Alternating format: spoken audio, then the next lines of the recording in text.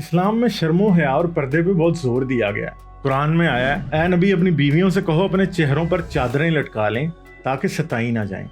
اس آیت کی وجہ سے ہمارے ذہن میں یہی آتا ہے کہ مدینے کی سلطنت میں کسی عورت کی پرچھائی بھی دکھائی نہیں دیتی ہو، مگر یہاں ہم مکمل طور پہ غلط ہیں، کیونکہ مدینے میں ایک طرف تو 7 پردوں میں ڈھکی ہوئی عورتیں دکھائی دیتی تھی، تو دوسری جانب بالکل ننگی لڑکیاں اور عورتیں مدینے کی گلیوں میں سر عام پھرا کرتی تھی۔ آپ کو یہ سن کے بہت حیرانی ہوگی کہ اللہ، رسول اور صحابہ کو ان کے ننگ دھڑنگ گھومنے پہ کوئی اعتراض نہیں ہوتا تھا، بلکہ ان کے لیے حکم ہی یہ تھا کہ وہ اپنی چھاتیوں اور اپنی ٹانگوں کو کھلا رکھیں، اور یہ سب اللہ کے رسول کی آنکھوں کے سامنے ہو رہا تھا۔